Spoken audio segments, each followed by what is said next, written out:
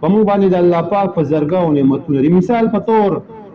زمونږ په دې جسم کې د الله پاک په موږ باندې زر نعمتونه، دا زر نعمتونو کې چې کله زمونږ دا یو نعمت هم الله پاک زمونږ نه واخلي، زمونږ امتحان اخلي چې ورګه یو کم زر مې ورته پرېښوستل، دا یو کې اخلم چې دا څه کوي،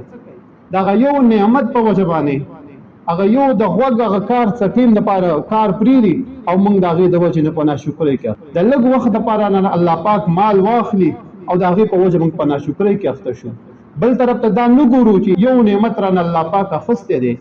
مال دولت راسه نشته دی، اولاد مې شته دی، جایداد مې شته دی، غوږ مې صحیح دی، پې مې کار صحیح کوي، لاسونه مې کار صحیح کوي، دې ټولو نعمتونو ته سړی وګوري او بیا د الله پاک شکر ادا کړي چې یا الله شکر دی که یو نعمت دې رانه واخیستو، دا په زرګاو نعمتونه خو راسره موجود. شیخ سعدي رحمه الله د یو بزرګ قصه لیکلې وایي کله چې